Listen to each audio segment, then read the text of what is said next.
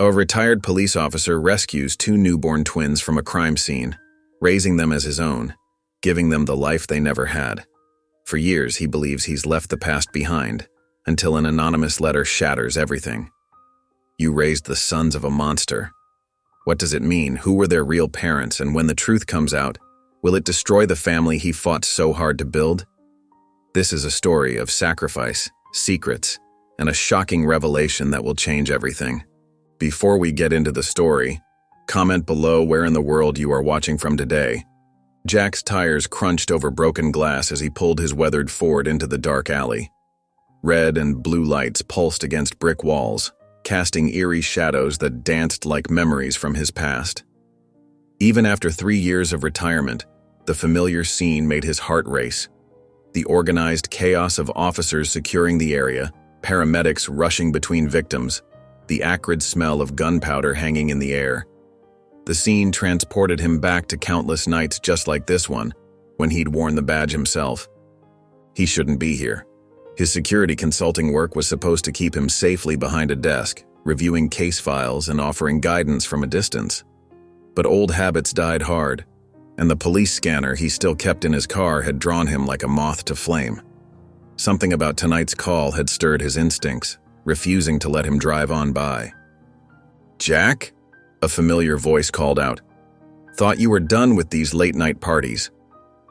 Detective Miguel Rivas emerged from the shadows, his salt and pepper hair catching the emergency lights. His leather jacket was splattered with rain, his expression grim as he surveyed the carnage. Dark circles under his eyes suggested he'd been working doubles again. "Just passing through, Miguel." Jack's eyes swept the scene professionally, falling into the old routine without thinking. 3 gang members lay face down in handcuffs, while paramedics worked on 2 others.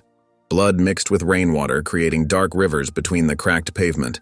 Shell casings glinted in his flashlight beam. Bad night? Territorial dispute. Usual story. Miguel shook his head, shoulders sagging with familiar weariness. "You picked a hell of a time to—" A sound cut through the night, faint but distinct. Jack held up his hand, silencing his old friend. There it was again, a weak cry, almost lost beneath the sirens and shouted orders.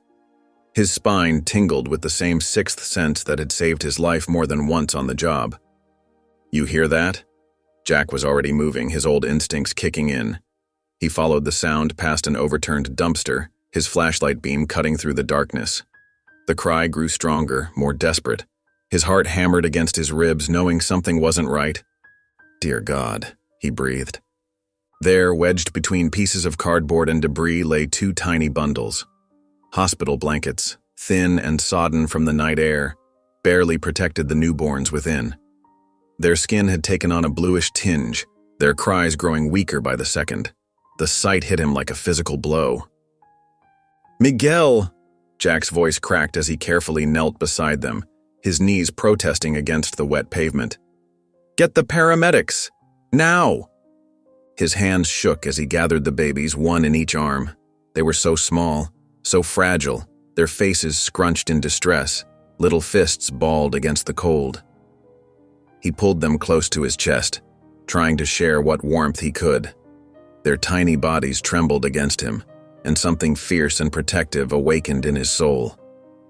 Who would do this, he muttered, rage and protective instinct warring in his chest.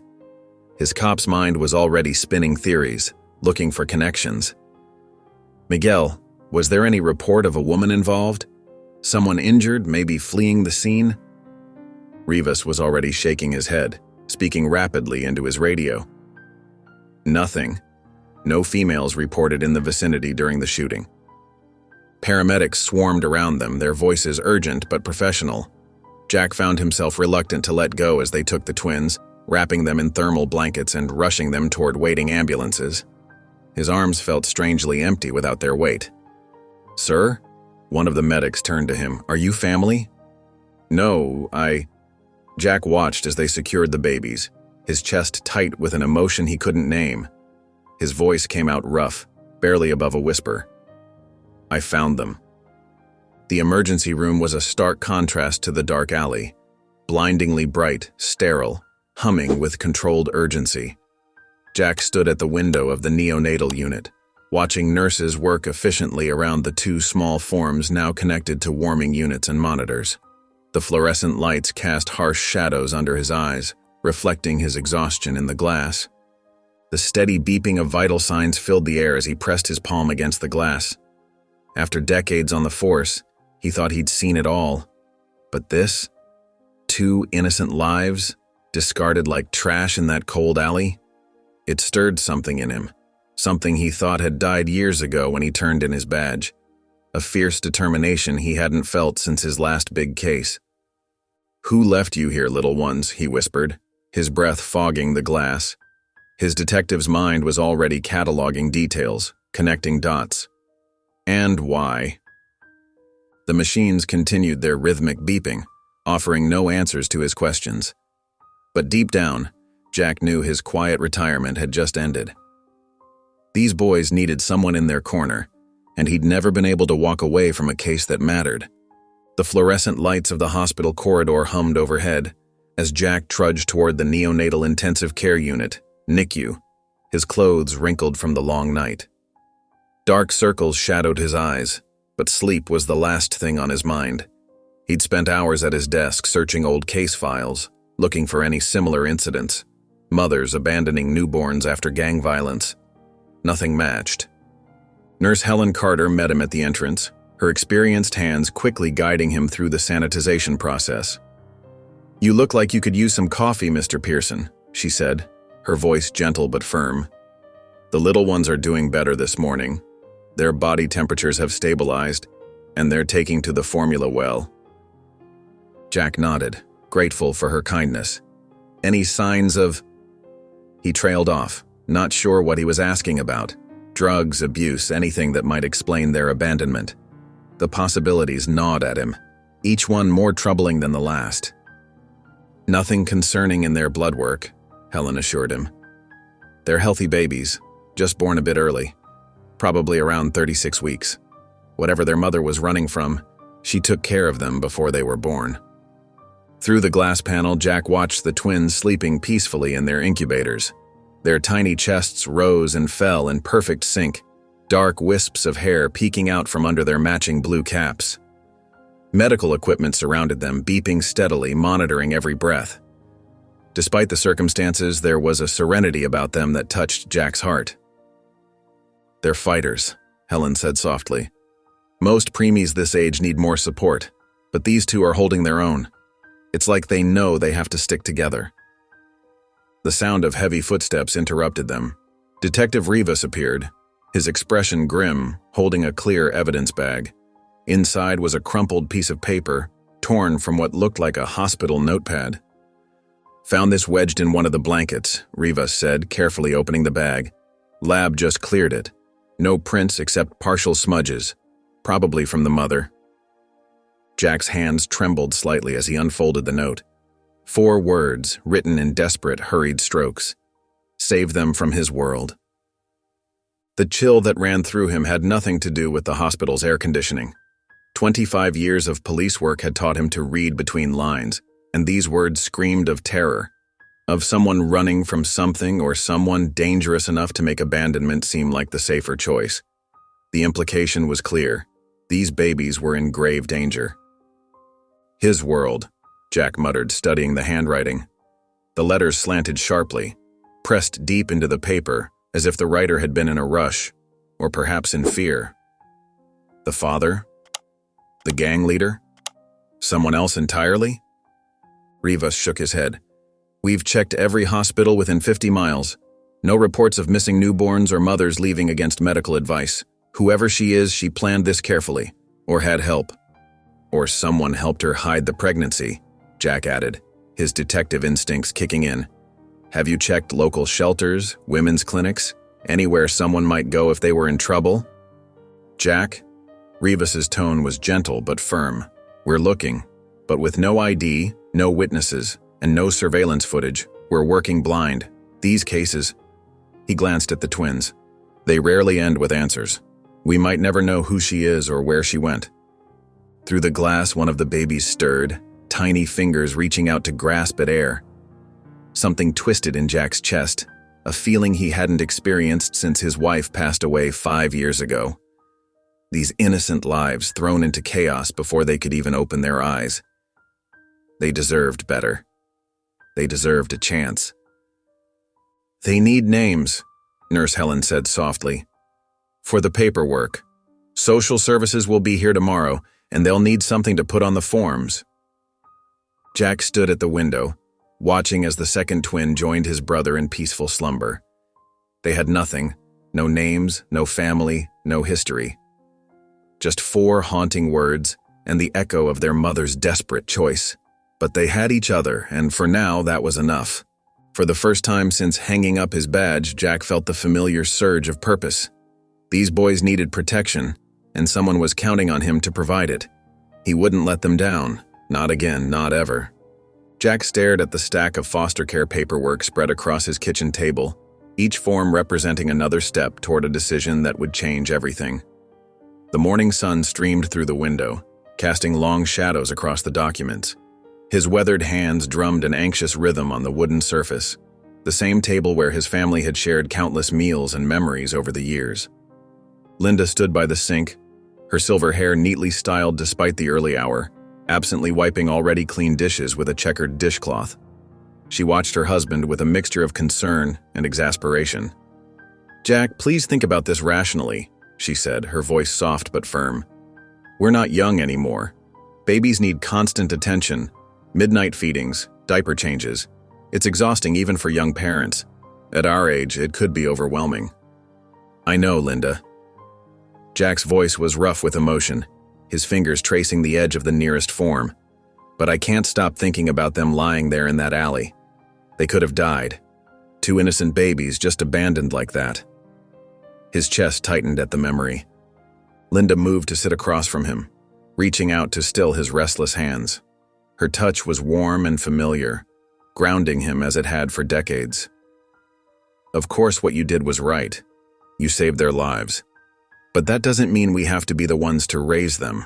There are plenty of younger couples desperate for children. They deserve better than being shuffled through the system," Jack insisted, his blue eyes intense with conviction.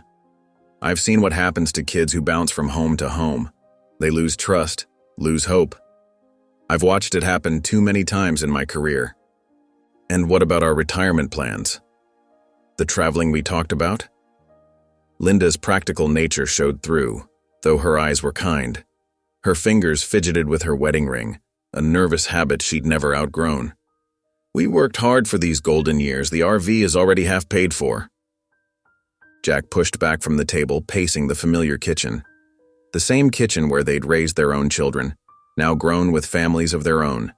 The walls held years of height marks and memories telling the story of their family life. "I know it sounds crazy, but when I found them..." He paused, struggling to put the feeling into words. "It was like I was meant to be there that night, like everything in my career led me to that moment." Linda watched him, recognition dawning in her eyes. She'd seen this determination before, back when he was working his toughest cases. That same fire that made him such a good detective was burning now. "You're not going to let this go, are you?" "I can't," he admitted, running a hand through his graying hair. "Every time I close my eyes, I see those tiny faces. They need us, Linda. They need the stability we can provide." She stood, walking over to place a gentle hand on his arm. Her touch still sent warmth through him after all these years. "You always did have to follow your heart, even when it made things complicated." There was resignation in her voice, but also a hint of pride. "Even when it means turning our peaceful retirement upside down." Jack turned to face her, taking both her hands in his. "We could give them stability, love, a real home. Yes, we're older, but maybe that means we have more wisdom to share, more patience, more understanding of what really matters." Linda shook her head, but a small smile played at her lips. "You're impossible, Jack Pearson. But if we're going to do this, we do it together. Just like we've done everything else." Relief flooded Jack's features as he pulled his wife into a tight embrace, breathing in the familiar scent of her lavender shampoo. When they separated, He moved to the phone mounted on the wall, his movements purposeful. He picked up the receiver and dialed the number for Child Protective Services, each number pressed with deliberate care. As the line rang, Jack caught Linda's eye across the kitchen. She nodded encouragingly, and he took a deep breath. The morning light caught the silver in her hair, reminding him of all they'd been through together. When the representative answered, his voice was clear and certain. "I want to apply to foster them." The fluorescent lights buzzed overhead in the sterile CPS office as Jack and Linda sat side by side in uncomfortable plastic chairs, their shoulders touching for mutual support. Rebecca Miles peered at them from behind her cluttered desk, her expression professionally neutral but her eyes skeptical as she tapped a pen against her notepad. "Mr. and Mrs. Pearson," she began, adjusting her wire-rimmed glasses that had slipped down her nose. "I understand your desire to help these children, but we need to be realistic. Most people your age are thinking about retirement, not raising newborns. The commitment required is substantial." Jack leaned forward, his jaw set with determination, hands clasped tightly in his lap. "With all due respect, Ms. Miles, age doesn't determine someone's ability to love and care for children. What matters is commitment and dedication." Rebecca shuffled through their application papers, the sound sharp in the quiet room. "It's not just about love, Mr. Pearson. It's about having the energy and resources to care for 2 infants around the clock. The physical demands alone, the sleepless nights, the constant attention needed." "We've raised children before," Linda interrupted, surprising Jack with her forceful tone. Her usually gentle voice carried a steel edge he rarely heard. "We know exactly what we're getting into." Over the next several weeks, they fought their way through mountains of paperwork, their determination growing with each hurdle. Each visit to CPS felt like a battle, with new challenges arising at every turn. Financial statements were scrutinized under a microscope, medical examinations were required from multiple specialists, and home inspections were conducted with meticulous attention to detail that bordered on obsessive. "They want proof of our retirement savings," Linda said one evening, sorting through another stack of forms at their kitchen table, her reading glasses perched on her nose. "And documentation of our health insurance coverage. Every detail of our lives is being examined." Jack nodded, writing carefully on yet another form, his detective's precision serving him well. "Whatever it takes, we'll give them everything they need." During their third meeting with Rebecca, Linda spoke up again, her voice steady and confident. "Yes, we're older than typical foster parents," she admitted, meeting Rebecca's gaze directly. "But we have something many younger couples don't: stability, experience, and time to devote to these boys. Our mortgage is paid off. We're financially secure. And most importantly, we have love to give. These children deserve a chance at a stable home." Rebecca's expression softened slightly, the first crack in her professional armor. "You've certainly been thorough with the application process. I can see your commitment." Days turned into weeks of anxious waiting, each ring of the phone making their hearts jump. Then, finally, the call came. Jack answered the phone with trembling hands, his breath caught in his throat. "Mr. Pearson?" Rebecca's voice came through clearly with a warmth that hadn't been there before. "The temporary custody has been approved." That afternoon, Jack and Linda stood in the hospital nursery, their hearts racing as nurses helped them prepare to take the twins home. The babies, now stronger and healthier than when they'd first visited, were bundled carefully in new blankets, their tiny faces peaceful in sleep. Linda cradled one infant while Jack held the other, both of them moving with careful steps toward their car in the hospital parking lot. The reality of what they were undertaking hit Jack full force as he gazed down at the tiny face nestled against his chest, so trusting and vulnerable. He wasn't just a retired cop anymore. He was a father again, with all the joy and responsibility that entailed. As they carried the twins through their front door, the late afternoon sun painted everything in warm golden light, casting long shadows across the freshly prepared nursery. Jack looked down at the sleeping baby in his arms, feeling the weight of responsibility and love settle deep in his chest. His detective's instincts told him there would be challenges ahead, But this moment felt surreal, yet perfectly right, like pieces of a puzzle finally clicking into place. The twins were home, and that was all that mattered. The wail pierced through Jack's dreams like a police siren. His eyes snapped open, body tensing from years of cop instincts before his foggy brain caught up. Not a crime scene, just another 3 a.m. wake-up call from the twins.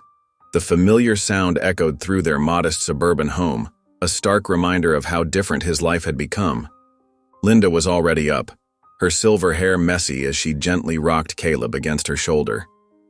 Dark circles ringed her eyes, but her face still held that patient tenderness she'd shown since the day the twins arrived. "Your turn," she said with a tired smile, nodding toward Isaiah's crib where their other son was beginning to stir, his tiny fists waving in the air. Jack groaned, his joints protesting as he pushed himself up. I'm moving. He grabbed the warm bottle Linda had prepared and shuffled to Isaiah's crib, his feet finding the well-worn path across the nursery floor without needing the nightlight's glow. "Hey there, little man," he whispered, lifting the squirming baby. Isaiah's tiny fingers curled around Jack's thumb as he settled into the feeding position they'd perfected over countless nights. The baby's dark eyes, still heavy with sleep, fixed on Jack's face with complete trust. The past year had been a crash course in patience. Jack, who'd spent decades kicking down doors and chasing suspects, now found himself learning to fold tiny onesies and singing lullabies. Some nights, the exhaustion hit harder than any punch he'd taken on the job. But there was something profoundly different about this kind of tired. It came with a fullness in his heart he'd never known before. "Remember when we thought retirement would be peaceful?" Linda chuckled softly, still swaying with Caleb, who was finally starting to settle. Her gentle movement cast shifting shadows on the pale blue nursery walls. "Peaceful is overrated," Jack replied, though his heavy eyes told a different story. Isaiah's weight felt solid in his arms, so different from the fragile newborn they'd brought home. Both boys had grown so much, filling their quiet house with gurgles, cries, and lately attempts at first words. Each small milestone felt like a gift, even when it came wrapped in midnight feedings and endless diaper changes. Later that night, Jack dozed off in the nursery's rocking chair, Isaiah sleeping soundly against his chest. The baby's warm weight and steady breathing anchored him in a way no police badge ever had. His tiny hand clutched Jack's worn t-shirt, as if making sure his father wouldn't disappear. Linda found them like that, pausing in the doorway to take in the sight of her tough ex-cop husband completely melted by a 1-year-old. "Jack," she whispered, touching his shoulder. "Let's get him to bed."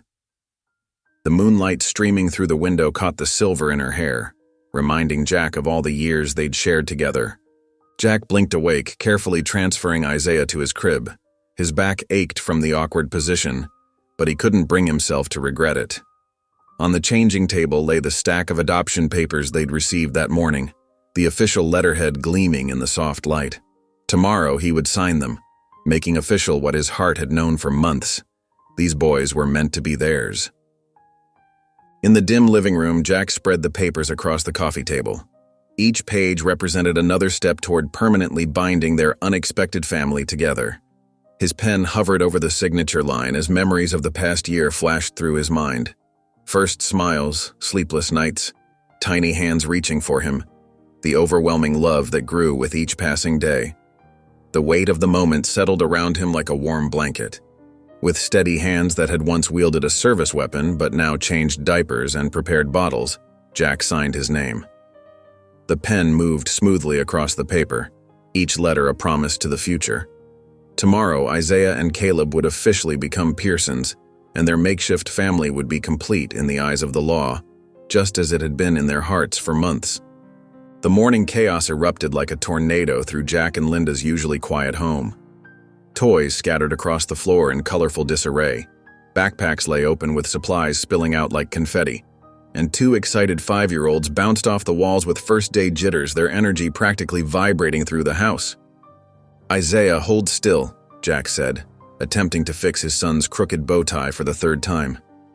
Isaiah fidgeted restlessly, his small fingers already working to undo Jack's progress, face scrunched up in discomfort. "Dad, it's too tight." Isaiah complained, squirming away and tugging at the fabric around his neck.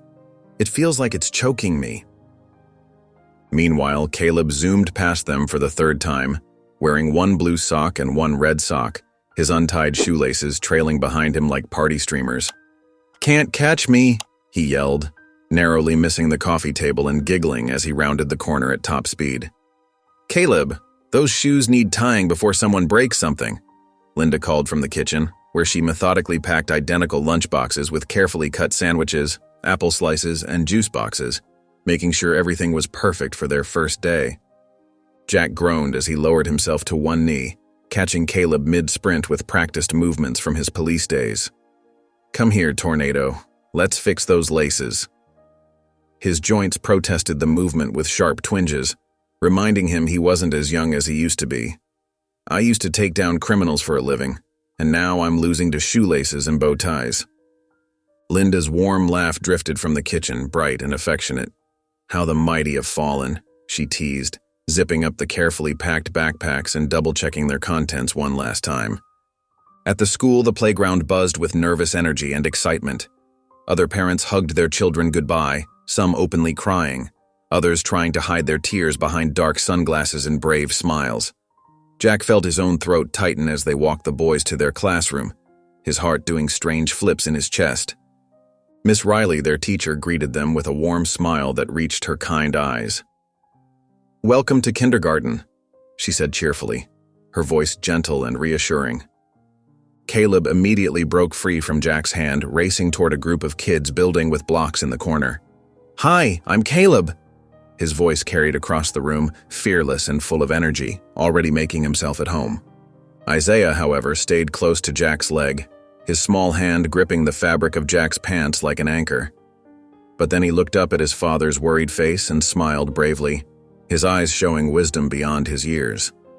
"We'll be okay, Dad." Those 4 simple words hit Jack harder than any suspect ever had, striking right to his core. His little boy was trying to comfort him, showing more courage than Jack felt in that moment. On the drive home, Jack stared out the passenger window while Linda drove, lost in thought. The streets looked different somehow, softer, gentler, no longer full of potential crime scenes and suspicious activities. They were just streets now, ones his boys would walk down, ride their bikes on, make memories on. Every corner held possibilities instead of dangers. That evening, after the twins were tucked into bed and sleeping soundly, Jack stood in his bedroom looking at his old police badge. The metal still gleamed under the lamplight like a faithful friend, but it felt like looking at a relic from another life, a chapter that was closing. He traced the numbers he'd memorized decades ago with his fingertip, remembering the weight of responsibility it carried and all the moments that had led him here. With careful, almost reverent movements, he placed the badge in its box, closed the lid, and locked it away in his old locker. The soft click of the lock felt final, definitive, like the period at the end of a long sentence. He didn't need that identity anymore. Being Dad was more than enough, more than he'd ever dreamed possible. Linda appeared in the doorway, wrapping her arms around his waist and resting her chin on his shoulder. "They did great today," she said softly, her voice full of pride and understanding.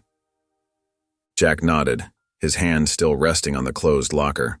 His past was in there now, locked away with the badge, and his future was sleeping down the hall, probably dreaming about their next adventure on the playground. He'd traded one type of protection for another, and he wouldn't have it any other way. The summer evening painted the sky in soft oranges and pinks as Jack settled into his favorite porch rocker. The familiar creak of wood matched the rhythm of his gentle swaying while he watched his boys play basketball in the driveway. At 13, they were already showing such distinct personalities that sometimes it was hard to believe they were twins. He could still remember the day he'd brought them home, so tiny and vulnerable, each with a different cry that he'd learned to distinguish within days. Isaiah moved with careful precision, his forehead creased in concentration as he studied angles and distances before each shot. His wire-rimmed glasses caught the fading sunlight as he bounced the ball 3 times, always 3 times before shooting. Even in play, he approached everything like a puzzle to be solved, just like he did with his schoolwork. "You're thinking too much again," Caleb called out, snatching the rebound. He spun around his brother with wild energy, taking an impossible shot that somehow went in. His triumphant whoop echoed across the yard, his dark hair falling into eyes that sparkled with mischief.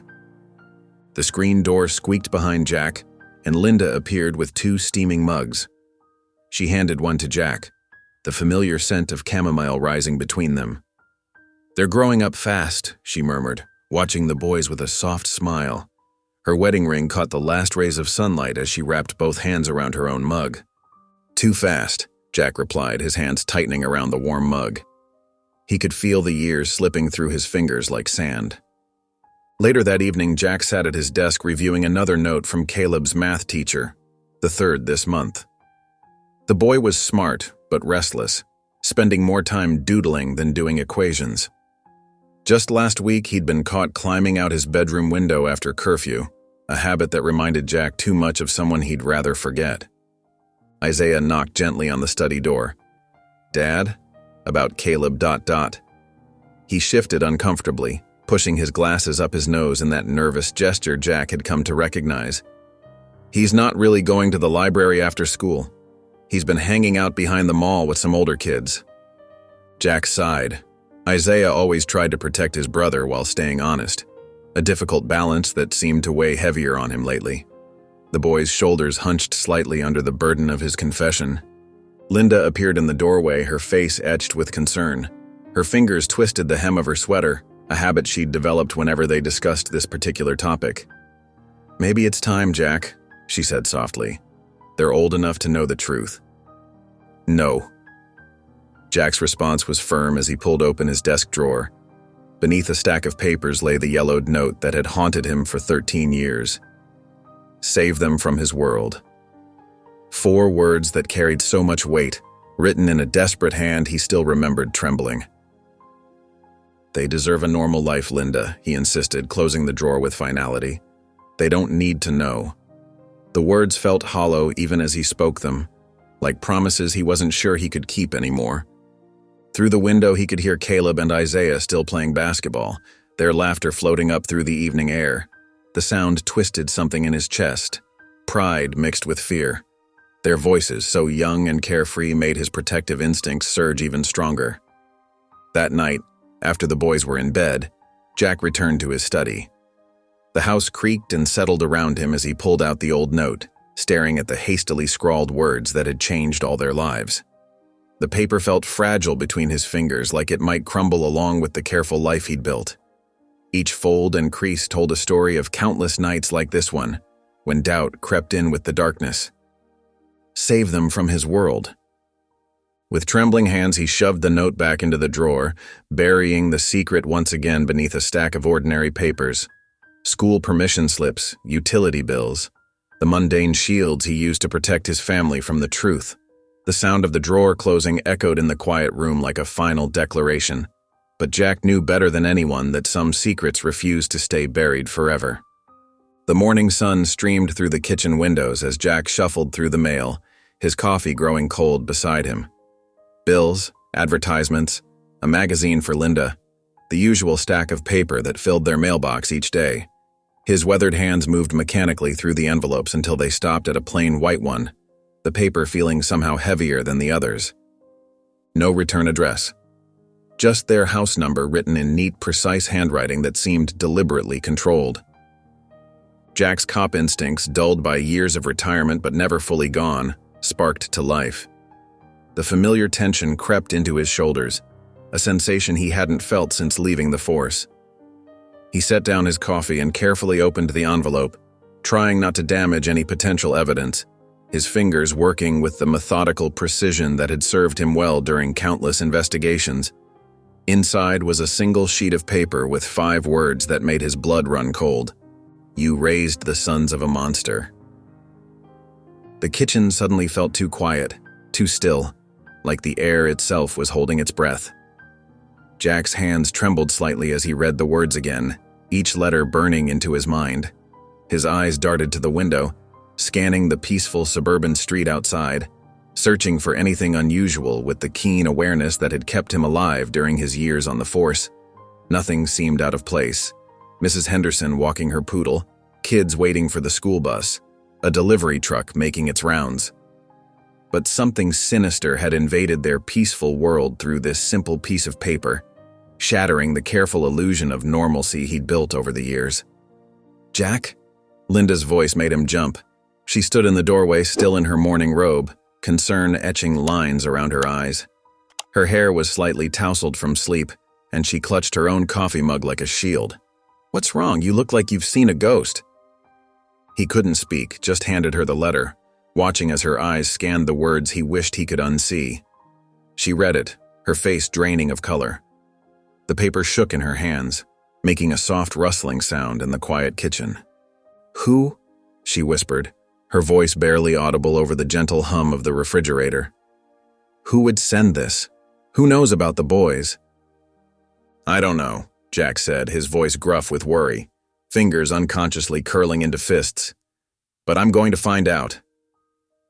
Linda sank into a kitchen chair, the letter falling to the table between them like a bomb waiting to explode.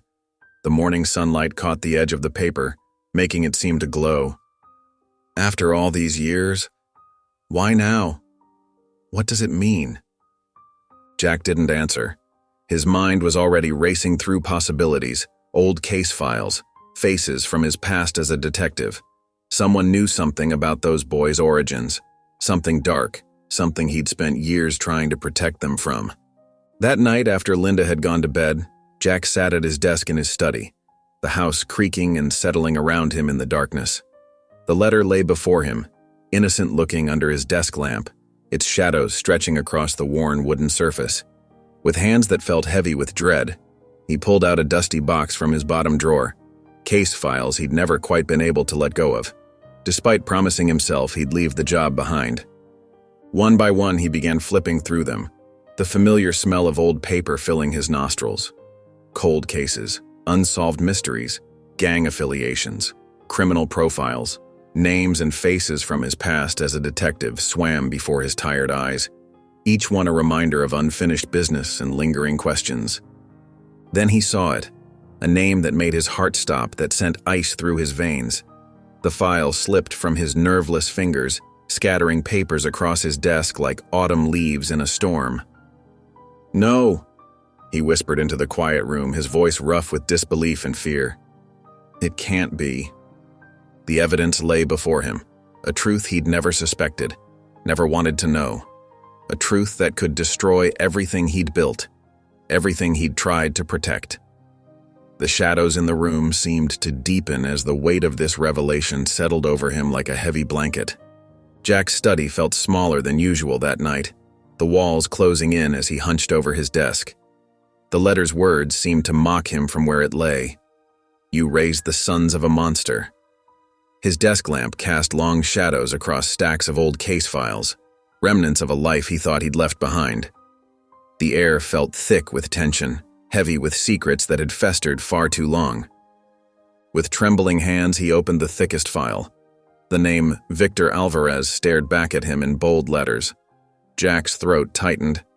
He'd spent years tracking this man, one of the most vicious drug lords the city had ever seen. Victor's operation wasn't just about drugs. It was built on fear, brutality, and cold-blooded murder. The mere mention of his name had once been enough to silence entire neighborhoods. "Please, not him," Jack whispered, flipping through yellowed pages of surveillance photos and incident reports. Each document told another horror story. Witnesses who disappeared, rival gang members found in pieces, corrupt cops who looked the other way. His stomach churned as he recognized cases he'd worked personally, faces of people who'd vanished without a trace. Then he found it, Victor's mugshot. The photo showed a man in his 30s with sharp features and dark, penetrating eyes. Jack's hands started shaking harder. Those eyes. He'd seen them before. They were the same shape as Isaiah's, with Caleb's intense gaze, the same proud tilt of the chin, the same angular jaw. The resemblance was undeniable, like looking at a twisted mirror of his son's futures. "Dear God," Jack muttered, pushing back from his desk. His chest felt tight as memories flooded back. The night he found the twins, that cryptic note begging someone to save them from his world. It all made horrible sense now. The weight of this revelation pressed down on him like a physical thing, threatening to crush the air from his lungs. Victor had vanished without a trace almost 14 years ago. His empire crumbled overnight, leaving behind a power vacuum that sparked years of gang warfare. The timing matched perfectly with when Jack found the twins, newborns abandoned in that cold alley. The pieces of this terrible puzzle were falling into place with sickening clarity. Was their mother running from Victor? Did she know what kind of man he was? Jack's mind raced with questions as he dug deeper into the files. Every new detail made him feel sicker. Victor's signature was excessive violence. He didn't just kill his enemies, he made examples of them. Each report painted a picture of a man who enjoyed inflicting pain, who saw mercy as weakness. The desk lamp flickered, drawing Jack's attention to his window. Through the glass, he caught a glimpse of movement, a dark figure standing at the edge of his property, barely visible under the streetlight. Jack jumped to his feet, knocking over his chair in his rush to the front door. His heart hammered against his ribs as adrenaline coursed through his veins. But by the time he yanked it open, the street was empty. Only the gentle sway of tree branches in the night breeze suggested anyone had been there at all. Jack stood in the doorway, scanning the shadows, fighting the growing certainty that his past was finally catching up with him and threatening everything he held dear. The morning sun filtered through the kitchen windows, but it did nothing to lift the heavy atmosphere. Jack sat at the table, his coffee growing cold as he stared into the dark liquid, watching the steam slowly dissipate into nothing. His eyes were red-rimmed from a sleepless night, his shoulders tense with the weight of what he'd discovered. The familiar kitchen, usually a place of warmth and family gatherings, felt suffocating today. Linda stood by the sink, watching him with worried eyes, her hands absently wringing the worn dishcloth. "You found something, didn't you?" she asked softly. The gentle clink of dishes in the sink stopped as she waited for his answer, the silence stretching between them like a physical thing. Jack rubbed his face, feeling every one of his years pressing down on him like stones. How could he tell her that the boys they'd raised, loved, and protected might be the sons of Victor Alvarez, a man whose name still made hardened criminals shudder? The very thought made his stomach twist with dread. "I need to be sure first," he said finally, his voice rough with exhaustion and worry. "Before we say anything to anyone." Linda dried her hands on a dish towel and sat across from him, her chair creaking slightly. "Jack, maybe some things are better left buried. The boys are happy. They're safe. Why dig up the past?" Her eyes pleaded with him to let it go. But Jack couldn't let it go. The investigator in him, the part that had spent decades solving crimes, wouldn't rest until he had answers. He pushed back from the table, his chair scraping against the floor with a harsh sound that seemed to echo his inner turmoil. "I need to know who's watching us, Linda. Who sent that letter and why now?" Later that morning, Jack found himself in Miguel Rivas's office, surrounded by the familiar smell of coffee and old case files. His old colleague hadn't changed much. Same stern expression, same way of cutting straight to the point, same pictures of his family arranged carefully on his cluttered desk. "You're poking a hornet's nest, Jack," Miguel warned, leaning forward in his chair, concern etched deep in the lines of his face. "Victor Alvarez might be gone, but his old enemies? They're still around. You start asking questions, they'll come looking for answers." "I have to know, Miguel, for the boys' sake." Jack's hands clenched involuntarily at his sides. Miguel shook his head, his expression grim. "Think about what you're risking. Those boys need a father, not a dead hero." But Jack was already heading for the door, his mind made up. His next stop was the police archives, a dusty basement room filled with file boxes and forgotten cases, where the past lay sleeping in manila folders. He pulled out the Alvarez files, spreading them across a metal table under flickering fluorescent lights that cast strange shadows on the yellowing papers. There, in a witness statement from 15 years ago, he found it: Carlos Mendez. Victor's right-hand man, the only person who might know what really happened to the drug lord. Jack carefully removed the file, tucking it into his jacket, trying to ignore the voice in his head telling him he was crossing a line. As he climbed the archive steps back to street level, his mind was already planning his next move, weighing options and possibilities.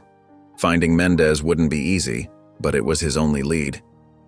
Across the street, a figure watched from the shadows of an alley, patient and silent, but Jack was too lost in thought to notice the danger lurking just yards away. The coffee shop buzzed with morning chatter, but Jack barely noticed.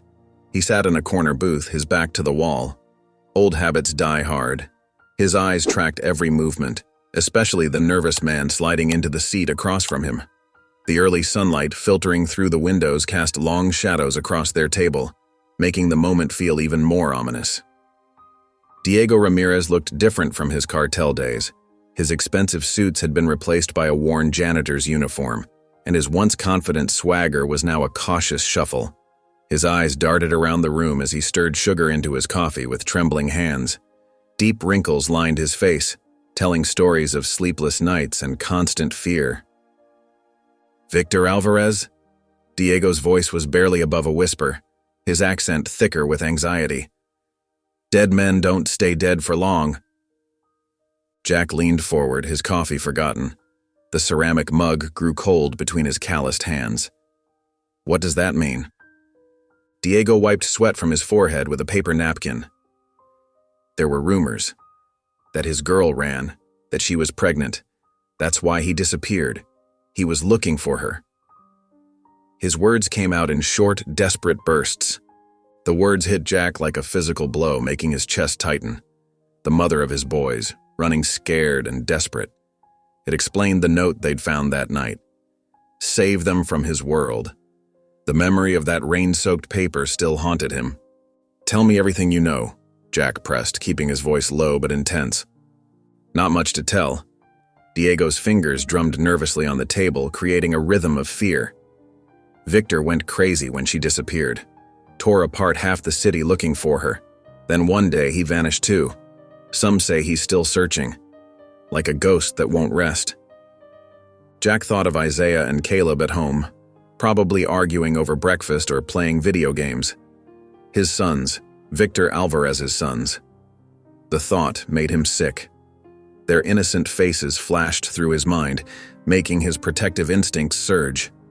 "I need to find Carlos Mendez," Jack said.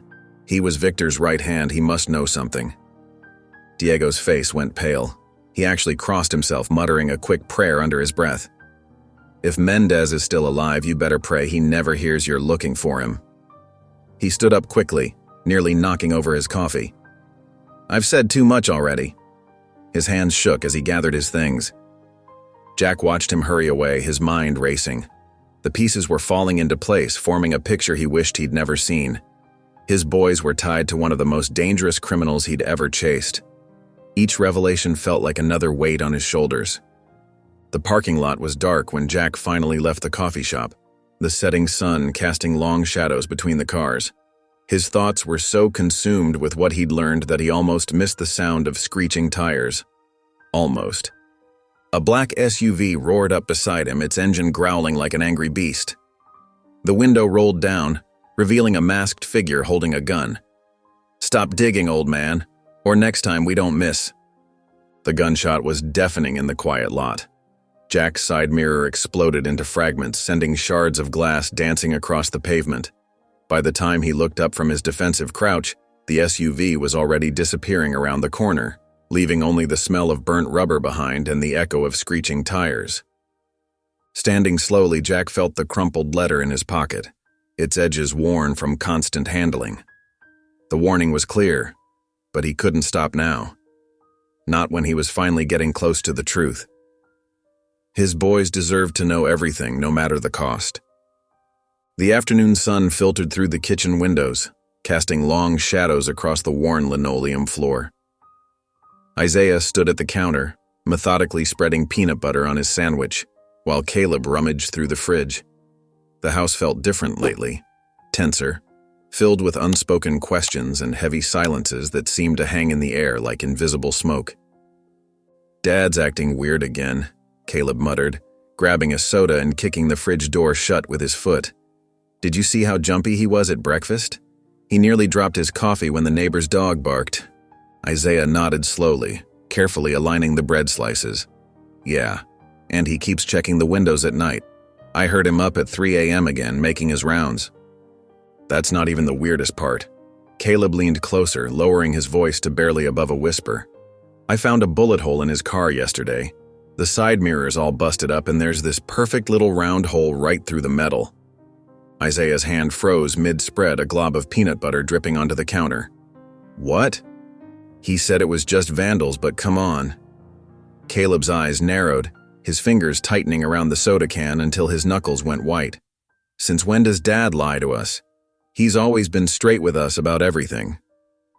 Later that afternoon, while Jack was out running errands, Caleb sneaked into his father's study. Isaiah stood watch in the hallway, guilt gnawing at his stomach like acid. "This is wrong," he whispered, shifting nervously from foot to foot. "Something's not right," Caleb insisted, rifling through desk drawers with determined precision. "Dad's hiding something, and I want to know what."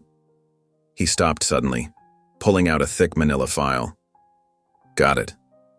The name on the folder made both boys freeze. Victor Alvarez. The letters seemed to burn into their eyes like a brand. When Jack came home, he found his sons waiting in the kitchen, the file spread across the table like an accusation. His face went pale, all the blood draining away in an instant. "Who's Victor Alvarez?" Caleb demanded, his voice shaking with barely controlled anger. "And why do you have his file?" Jack sank into a chair, suddenly looking every bit his age and then some. "Boys, Just tell us the truth," Isaiah pleaded, his hands clasped tightly in his lap.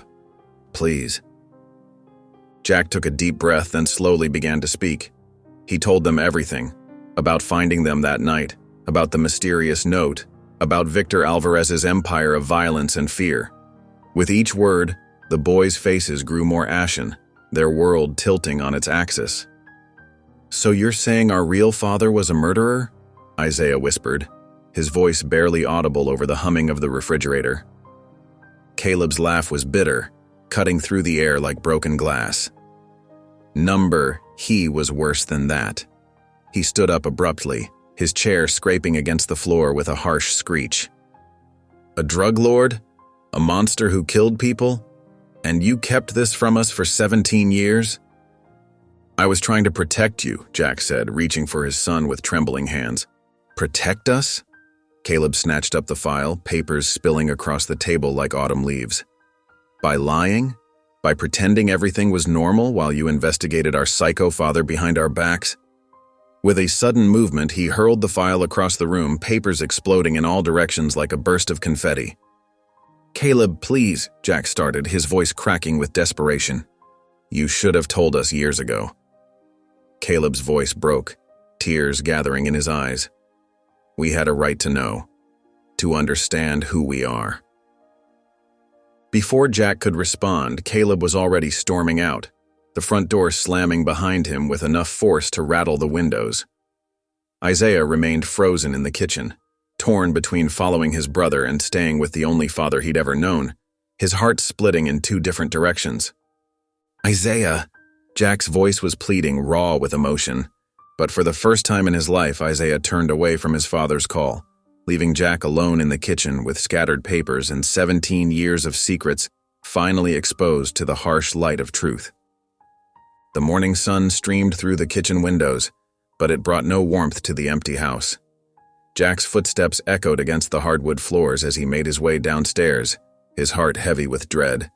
Each step felt like lead, a physical manifestation of the guilt weighing him down. Linda sat at the kitchen table, her hands wrapped around an untouched cup of coffee, arms crossed tightly against her chest. Her expression was unreadable, but the tension in her shoulders spoke volumes. Dark circles under her eyes suggested she hadn't slept at all. "Where are they?" Jack's voice came out hoarse, barely above a whisper, cracking with emotion. Linda didn't answer right away. She stared into her coffee cup as if it held all the answers they needed, her fingers tracing the rim absently. Finally, she let out a long, tired sigh. "Caleb left last night, packed a bag and said he was staying with his friend Mike." She paused, her fingers tightening around the cup until her knuckles turned white.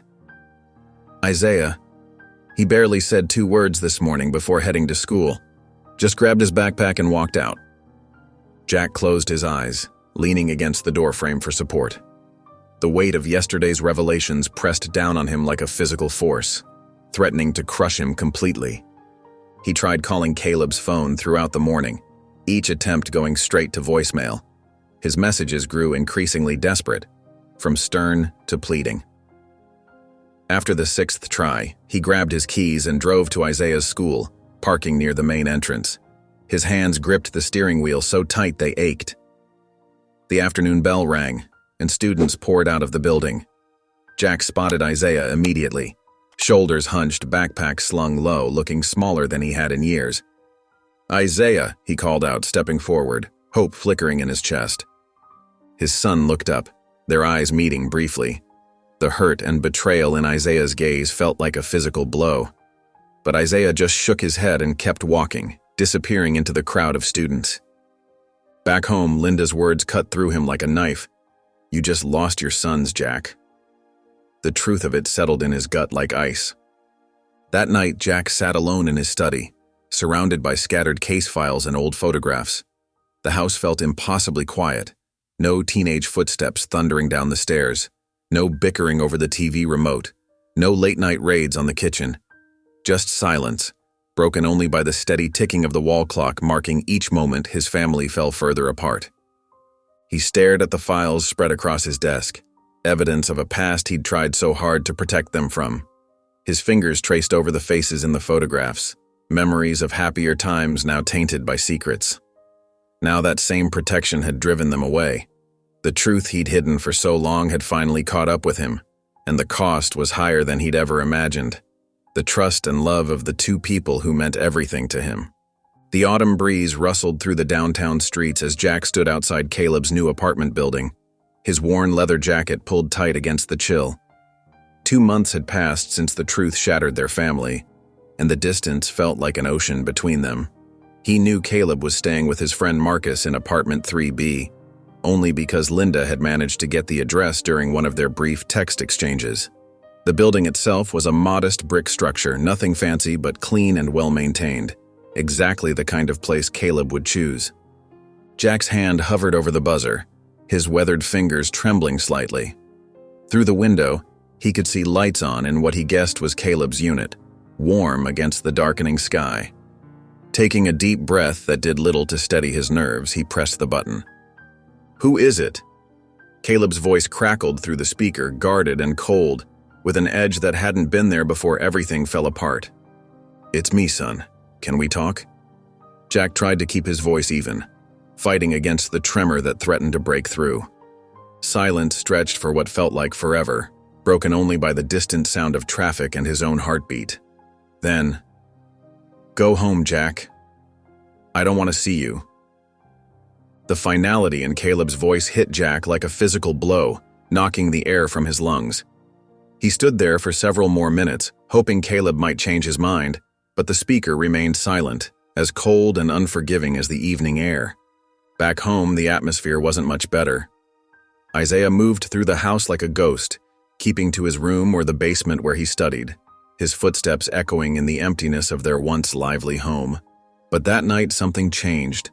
Jack sat in his study, surrounded by case files he couldn't bring himself to put away, each one a reminder of the secrets he'd kept.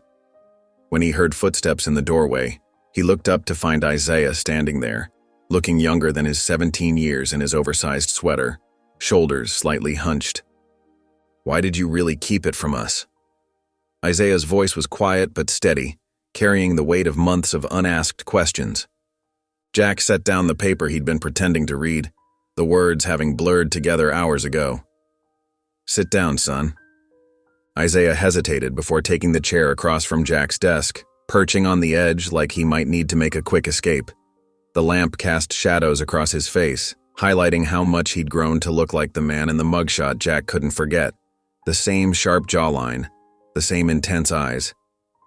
"I was afraid," Jack admitted, his voice rough with emotion. "Afraid that if you knew the truth about Victor Alvarez, you'd see yourselves differently, that you'd think you were destined to become like him." The words felt inadequate even as he spoke them.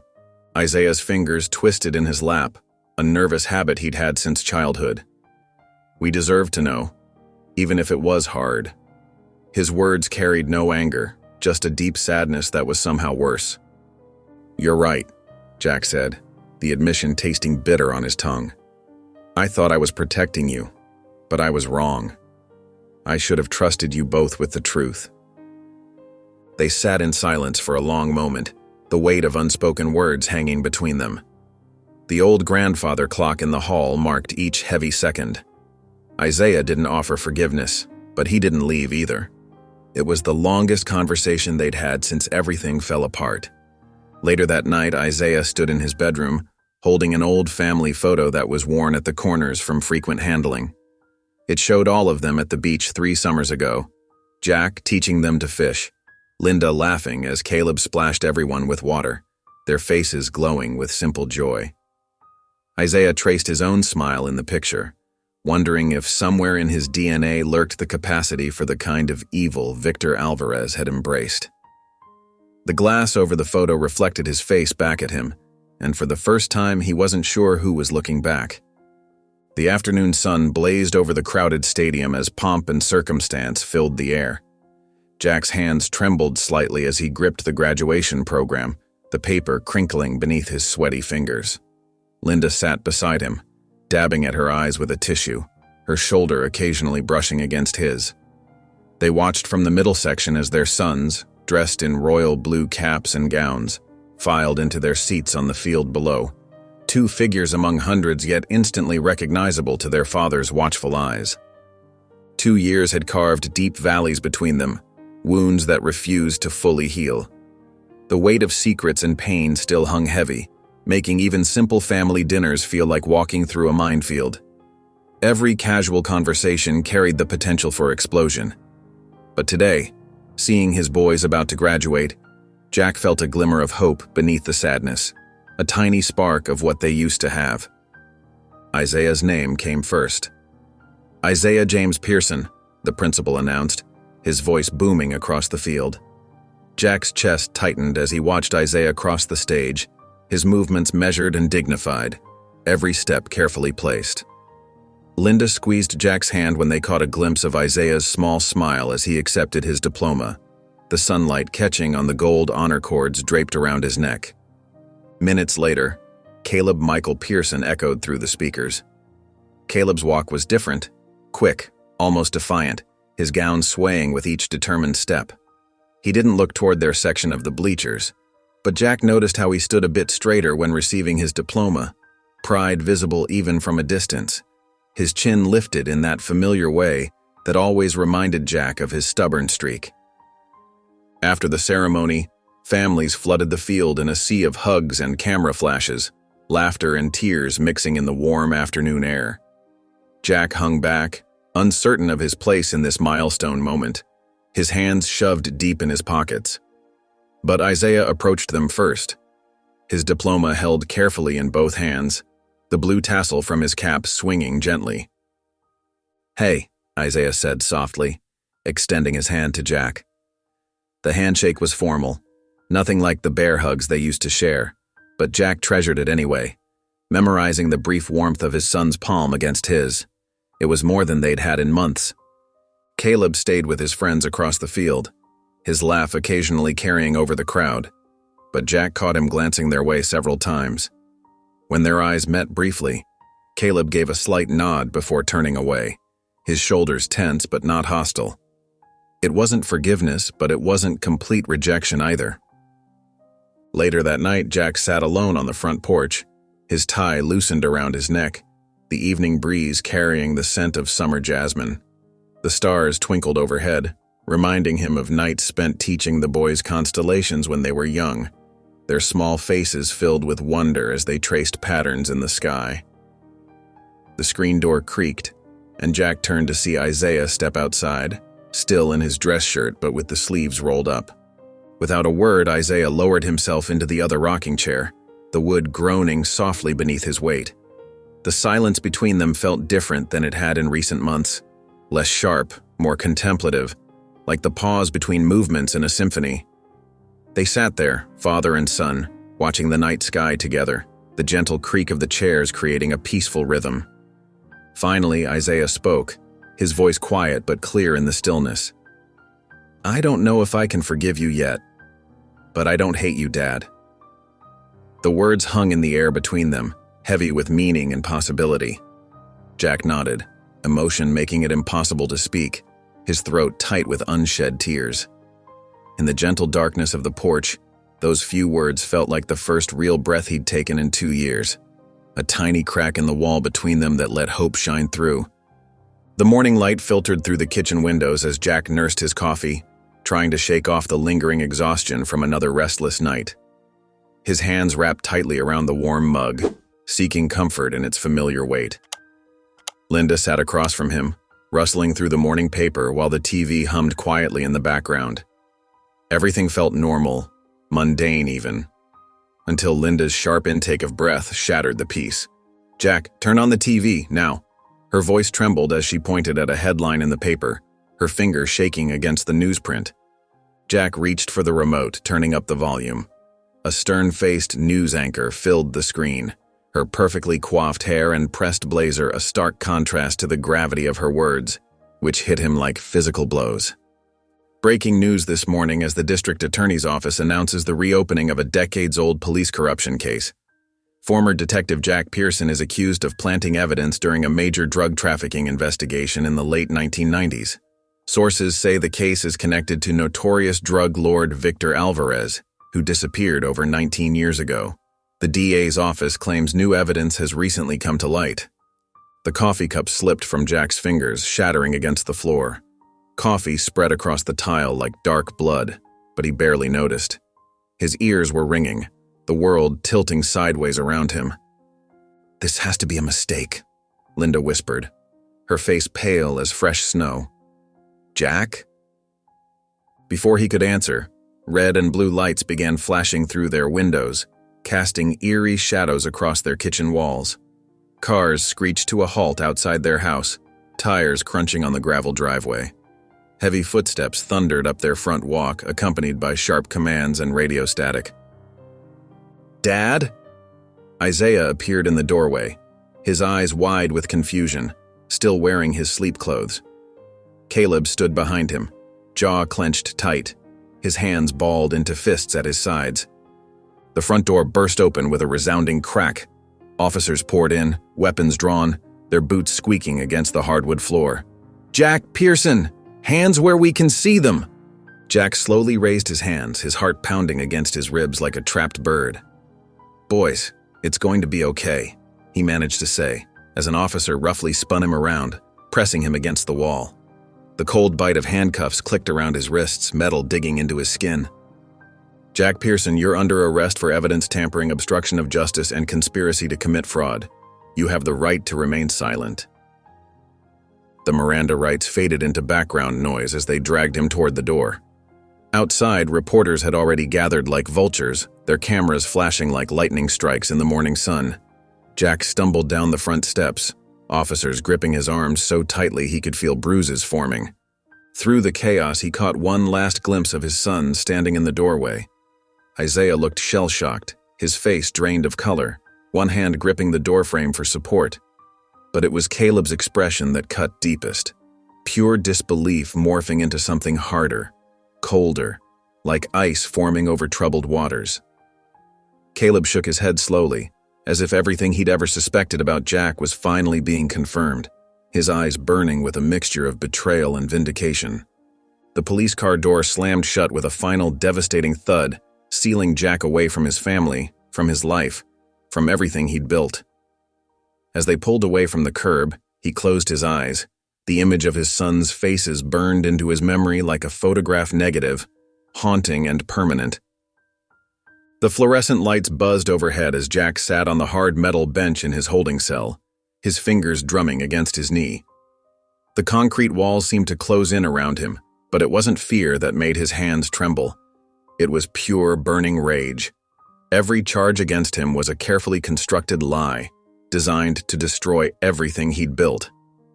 The familiar scent of industrial cleaner and stale air only heightened his sense of being trapped.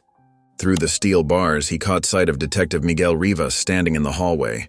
His old friend's face was etched with concern and something that looked too much like pity for Jack's comfort. Dark circles under Rivas's eyes suggested he'd been up all night working on the case.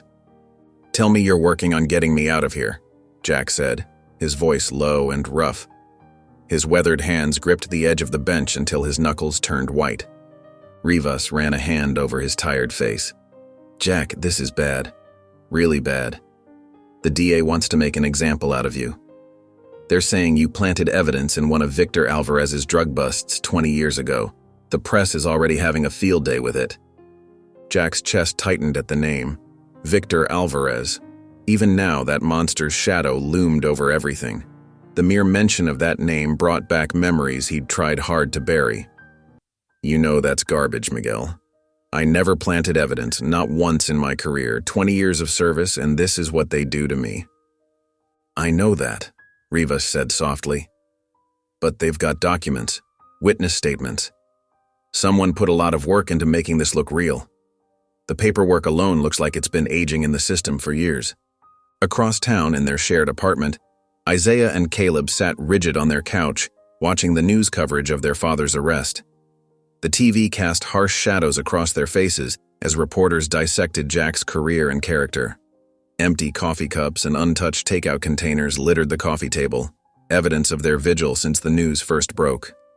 "I can't believe this," Caleb muttered, his hands clenched into fists. "Actually, you know what? I can believe it. He lied to us before. What if he's lying again?" His voice cracked with the weight of betrayal. Isaiah stared at the screen, his expression torn. "Dad's not perfect, but planting evidence? That doesn't sound like him. Everything he taught us was about doing things the right way." "Really?" Caleb stood up, pacing the room. His footsteps echoed against the hardwood floors. "We thought we knew him our whole lives, and then boom. Turns out he'd been hiding the truth about our real father. What else has he been hiding?" "That was different," Isaiah argued, but uncertainty crept into his voice. "He was trying to protect us. You know how much he sacrificed to keep us safe." "Or protect himself," Caleb shot back. "The evidence looks pretty solid, doesn't it? Perfect paper trail, multiple witnesses, it's all there in black and white." Back in the holding cell, Jack leaned against the cold wall, closing his eyes. The fluorescent lights were giving him a headache, but his mind wouldn't stop racing. Someone had gone to a lot of trouble to frame him, and he had a sinking feeling he knew why. His investigation into Victor Alvarez must have stirred up something, or someone, better left buried. The pieces were there, just waiting to be connected. He opened his eyes, staring at the ceiling. He had to get out of here. If the system wouldn't clear his name, he'd have to do it himself. 20 years of detective work had taught him one thing. The truth always left a trail, if you knew where to look. The fluorescent lights cast harsh shadows across Jack's face as he was led into the visitation area, the handcuffs digging into his wrists. His heart clenched at the sight of his sons sitting across the metal table, Isaiah's face carefully neutral, Caleb's jaw tight with anger. The familiar ache of separation hit him harder than he expected. The guard stepped back, his boots echoing against the concrete floor. 30 minutes, he announced before retreating to his post by the door, his keys jingling at his belt. "So," Caleb said, his voice dripping with bitterness, fingers drumming restlessly against the table. "Are you gonna lie to us again?" Jack felt the words like a physical blow, but he kept his voice steady, fighting to maintain his composure. "I never planted evidence, Caleb. You have to believe me." He wished he could reach across and grip his son's hand, make him understand. Caleb crossed his arms and turned away, focusing on a spot on the wall. The gesture reminded Jack so much of when Caleb was younger, refusing to admit he was wrong about something. The same stubborn set of his shoulders, the same defiant tilt of his chin. Isaiah leaned forward slightly, his analytical mind clearly working through the situation. His fingers were interlaced on the table, knuckles white with tension. "Then why is the evidence stacked against you?" he asked, studying Jack's face for any sign of deception. Jack glanced around before leaning closer, lowering his voice to barely above a whisper. "Because someone wants me gone. Someone with ties to your biological father." His stomach churned at having to speak these words. The words hung heavy in the air. Isaiah's eyes widened slightly while Caleb's head snapped back toward Jack, color draining from his face. "Do you have any proof?" Isaiah asked quietly. Always the practical one. Jack shook his head, frustration evident in his features. "Not yet, but I'm working on it." He looked between his sons, his expression growing serious, pleading. "Listen to me, both of you. Stay out of this. It's dangerous." His voice cracked slightly on the last word. Isaiah and Caleb exchanged a look that Jack knew all too well. It was the same look they'd shared as children when plotting something behind his back. The twin connection that had always both amazed and worried him. "I mean it," Jack insisted, leaning forward as far as his restraints would allow. "These people, they're not playing games. They'll hurt you without hesitation." Neither boy responded, but Jack could see the determination settling into their features. They weren't going to listen. They never did when they thought they were right. The same stubbornness that made him proud as a father now filled him with dread. As Isaiah and Caleb stood to leave, Jack felt his chest tighten. He wanted to reach out, to hug them like he used to, but the handcuffs reminded him of the barrier between them now. The metal seemed to bite deeper into his skin. They walked toward the exit, Isaiah glancing back once with concern in his eyes, his hand lingering on the doorframe. Caleb didn't look back at all, his shoulders rigid with suppressed emotion.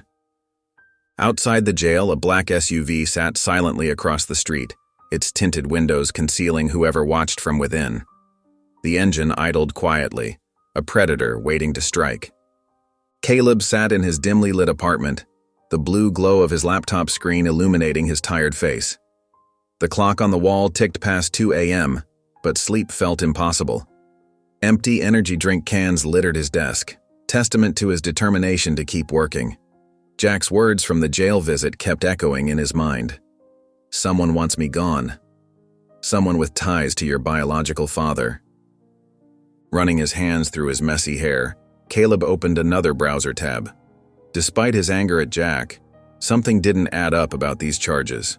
His journalistic instincts, honed through years of working on the school newspaper and countless late-night investigations, kicked in. He started with the basics, pulling up every article about Jack's arrest, methodically creating a timeline in his notebook. The evidence seemed solid on the surface. Too solid, actually, like it had been perfectly arranged, each piece fitting together with suspicious precision. Digging deeper into archived police records, Caleb found the original case file from 20 years ago. His eyes narrowed as he noticed a name that kept appearing: Detective Charles Denton. The name seemed familiar, and after a quick search, Caleb's heart rate spiked. Denton wasn't just any cop. He was now Senator Charles Denton, one of the most powerful politicians in the state, with a squeaky clean public image that made Caleb's skin crawl. "This can't be a coincidence," Caleb muttered, clicking through more files, his jaw clenched tight. His fingers flew across the keyboard as he cross-referenced dates and names, creating a web of connections that grew more sinister by the minute. The more he dug, the more disturbing the pattern became. Denton's name appeared in multiple cases involving Victor Alvarez, but never as the arresting officer. He was always on the periphery, always somehow involved, but never directly linked, like a shadow just out of sight. Caleb's stomach churned as the pieces started fitting together, his hands shaking slightly as he typed. Denton hadn't been investigating Alvarez's empire. He'd been protecting it. The evidence was subtle but clear. Cases mysteriously dropped, witnesses disappearing, crucial evidence going missing. And now, 20 years later, Jack was being framed with perfectly crafted evidence, a calculated move to silence him once and for all. "Dad was telling the truth," Caleb whispered, the realization hitting him like a punch to the gut. His throat tightened as the implications sank in. If Denton was really behind this, if he was trying to silence Jack. A sharp knock at the door made Caleb jump, nearly knocking over his coffee cup. He froze, listening intently. The hallway outside was silent, but the air felt heavy with tension. Moving cautiously toward the door, Caleb's heart pounded in his chest.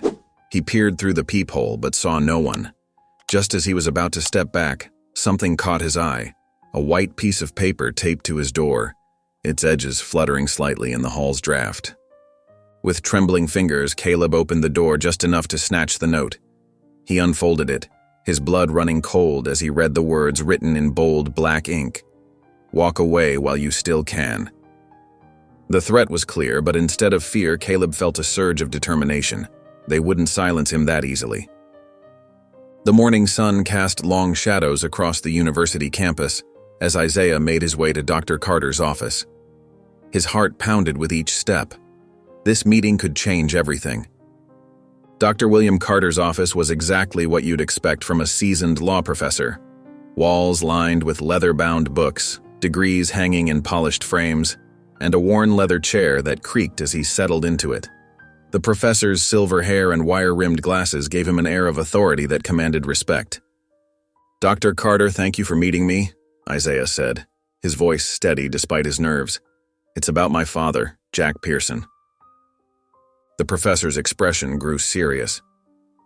"I've been following the case in the news. Troubling business." Isaiah leaned forward. "We think Detective Charles Denton is behind the frame-up. I need to know what we're dealing with." Dr. Carter removed his glasses, rubbing the bridge of his nose. His weathered face showed clear concern. "You don't understand what you're up against, Isaiah. If Denton is involved, this is bigger than you think." "Then I need to know everything," Isaiah insisted, his hands gripping the armrests of his chair. The professor stood up and walked to his window, closing the blinds before turning back to Isaiah. "Denton isn't just any corrupt cop. Over the years, I've tracked multiple cases that simply vanished when he got involved. Evidence disappeared. Witnesses changed their stories or relocated suddenly." Isaiah felt a chill run down his spine. "Relocated?" "Some were never heard from again," Dr. Carter said quietly. "Isaiah, I've spent decades teaching law, believing in the system. But Denton? He operates above it." Just then, Isaiah's phone buzzed. Caleb's name flashed on the screen. He answered, hearing the tremor in his brother's voice. "Someone knows we're looking into this," Caleb said, his words rushed. "I just got a warning." Isaiah's mouth went dry. He thanked Dr. Carter and hurried out, his mind racing with everything he'd learned. Later that night, Isaiah and Caleb sat in their apartment, the warning note laid out on the coffee table between them. The brothers hadn't been this united in months, their shared purpose bridging the gap that Jack's secrets had created. "We have enough to go public," Isaiah said, spreading out the documents they'd gathered. Caleb nodded, determination replacing the fear in his eyes. "Then let's bring the bastard down." The apartment fell quiet, both brothers knowing they'd just crossed a line they couldn't uncross. The truth about Denton might save their father, but it could also put them directly in the crosshairs of a man who made people disappear. The fluorescent lights in Caleb's apartment cast harsh shadows across the scattered papers and empty coffee cups littering the table. Caleb couldn't sit still, his feet carrying him back and forth across the worn carpet while his fingers kept brushing through his disheveled hair. The threatening note lay on the coffee table like a venomous snake ready to strike. Isaiah sat cross-legged on the floor, his laptop balanced on his knees. The blue light from the screen made his face look pale and drawn. His fingers moved rapidly across the keyboard as he dug deeper into Denton's past. "We're getting too close," Isaiah muttered, his eyes never leaving the screen. Caleb let out a sharp, bitter laugh that held no humor. "Yeah, no kidding. They literally left me a death threat."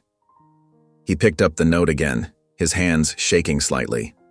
The bold black letters seemed to mock him.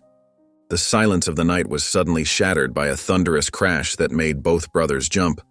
The sound of splintering wood filled the air as the front door burst inward, hanging crookedly on its hinges. A masked figure dressed in black charged through the doorway, gun raised. The metallic gleam of the weapon caught the harsh overhead light. Without thinking, Caleb launched himself forward, his football training kicking in. His shoulder connected with the intruder's midsection, driving them both backward into the wall. The gun clattered to the floor, sliding under the couch. The masked man fought back viciously, landing a solid punch to Caleb's ribs that made him gasp. They grappled, knocking over an end table and sending papers flying. Isaiah grabbed the nearest weapon he could find, a heavy ceramic lamp from the side table. He swung it with all his might, connecting with the back of the intruder's head. The lamp shattered, raining ceramic shards across the floor. The masked man stumbled, clearly dazed but not down. He shoved Caleb away with surprising strength and bolted for the fire escape. The window scraped open with a metallic shriek, and the intruder disappeared into the darkness. By the time police sirens wailed in the distance, the apartment was eerily quiet again.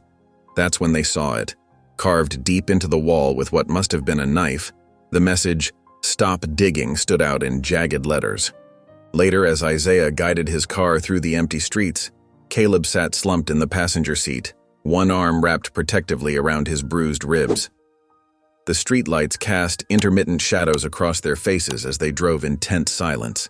"We can't go back there," Isaiah said firmly, his knuckles white on the steering wheel.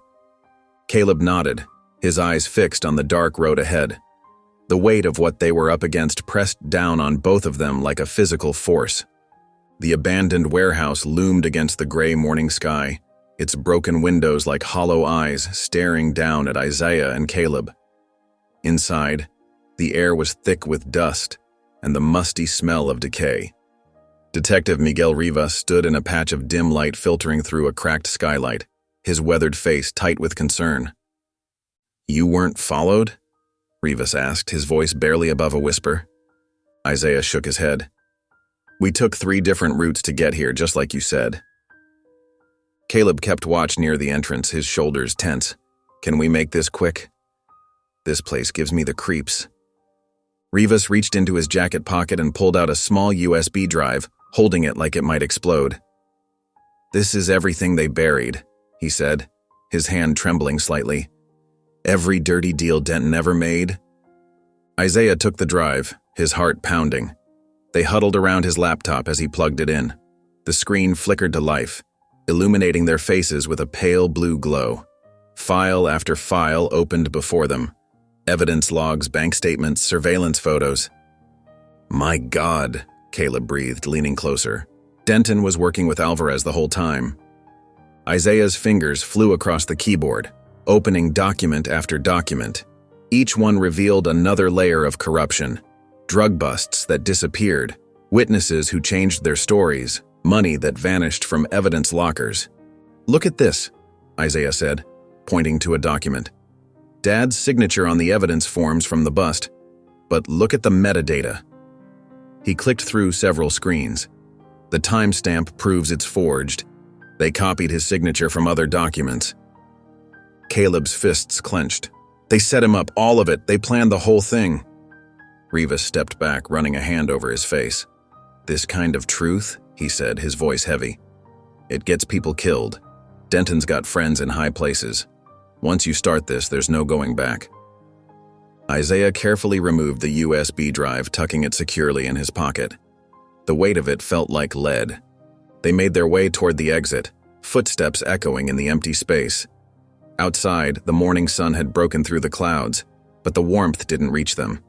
A black SUV sat across the street, its engine idling. Isaiah's grip tightened on the USB drive in his pocket. "We don't have time to be afraid." Caleb nodded, his jaw set with determination. "It's time to expose the truth." The glass-walled office of the Metro Daily News buzzed with activity, but in Rachel Monroe's corner office, time seemed to stand still.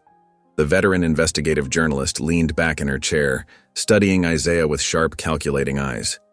"You're telling me you have concrete evidence that a sitting senator fabricated evidence and framed your father?" Rachel's voice was skeptical but interested. Her fingers drummed against her mahogany desk. Isaiah met her gaze steadily. "Everything is in here." He slid the USB drive across her desk. The small device seemed to carry the weight of their entire future. Rachel picked up the drive, turning it over in her hands. "You understand what you're doing? Going after someone like Denton? It's not just dangerous, it's life-changing." "We've already had our lives changed," Isaiah replied quietly. "When they took our father." Rachel nodded and plugged the drive into her computer. Her eyes widened as she scrolled through the files. "This is extensive. Bank records, falsified documents, Witness tampering. She looked up at Isaiah. This could bring down half the department. Meanwhile, across town, Caleb paced in a rented conference room, rehearsing his speech for tomorrow's press conference. His phone buzzed. Another text from the venue confirming the security arrangements. That night, in their hotel room, both brothers' phones chimed simultaneously. A new email, sender unknown. Isaiah read it aloud. "We know what you're planning. If you go public, you'll regret it." Caleb snorted. "They're getting desperate." "Good," Isaiah said, deleting the email. "Means we're on the right track." The city stretched out below their hotel window, a maze of lights and shadows. Caleb stood by the window, his reflection ghostly in the glass. "Tomorrow we end this." Isaiah exhaled deeply, watching the city lights flicker like stars. "Yeah, one way or another." The weight of tomorrow hung heavy in the air between them, but neither brother showed any sign of backing down. They had come too far, risked too much to stop now. The night air was crisp as Caleb stepped out of the hotel's back entrance, needing a moment to clear his head before tomorrow. The sodium lights cast long shadows across the empty alley, making the brick walls look blood-red. He didn't hear them coming. Two figures materialized from the darkness, moving with practiced efficiency. Before Caleb could react, rough hands grabbed his arms, slamming him against the cold brick wall. "Drop the story," one of them growled, his breath hot against Caleb's ear. The man's mask was black with only his eyes visible, cold and determined. Caleb struggled, trying to break free, but the second man pressed his forearm against Caleb's throat. "Or next time, we don't miss." Fighting back, Caleb managed to get an arm loose and threw an elbow, catching one attacker in the face. The man stumbled back, cursing, but the victory was short-lived. The other man's fist drove into Caleb's ribs once, twice, 3 times. Pain exploded through his chest as he gasped for air. They held him there, letting him feel how helpless he was. "This is your last warning," one whispered before they released him, melting back into the shadows as quickly as they'd appeared. Caleb slumped against the wall, his breathing ragged. His white shirt was stained with blood from his split lip, and every breath sent sharp pains through his ribs. Using the wall for support, he stumbled back inside. When the elevator doors opened on their floor, Isaiah was waiting in the hallway, phone in hand. His eyes widened at the sight of his brother. What the hell happened? Caleb limped past him into their room, grabbing a towel to wipe the blood from his mouth. His eyes met Isaiah's in the mirror, and his voice came out like hardened steel. "We go through with it. No matter what." The next morning, they stood at the press conference podium, cameras flashing like lightning. The room was packed with reporters, their faces eager for the story about to break. Caleb's ribs still ached beneath his suit jacket, but he stood straight and tall. Isaiah squeezed his brother's shoulder as the room quieted. Caleb stepped up to the microphone, his face set with determination. "Everything you've been told about my father is a lie, and we're here to prove it." The midday sun beat down on City Hall Plaza as cameras flashed like strobe lights. Isaiah and Caleb stood at the podium, surrounded by a sea of eager reporters. News vans lined the street, their satellite dishes reaching toward the sky. Every major network was broadcasting live. Caleb gripped the microphone, his bruised knuckles white from tension. The marks from last night's attack were partially hidden by his collar, but the split lip was still visible. "Everything you've been told about my father is a lie, and we're here to prove it." Gasps rippled through the crowd. Reporters leaned forward, phones recording, pens poised over notepads. The air felt electric with anticipation. Isaiah stepped up beside his brother, holding up a small USB drive. His voice was steady and clear. "On this drive, you'll find documents proving that Senator Charles Denton fabricated evidence and framed Jack Pearson for crimes he never committed." The plaza erupted into chaos. Reporters shouted questions, their voices overlapping. "What kind of evidence, or how did you obtain these documents?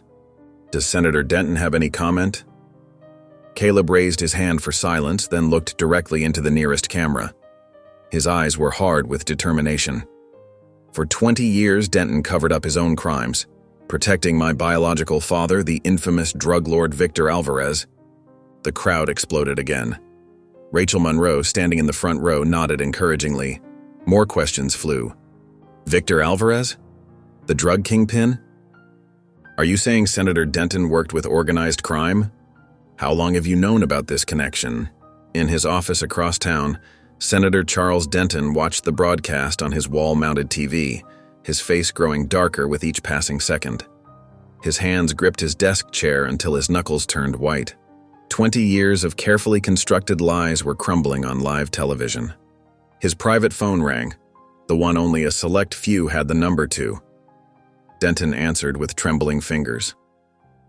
"You promised this would stay buried," a harsh voice growled through the speaker. "Fix it. Now."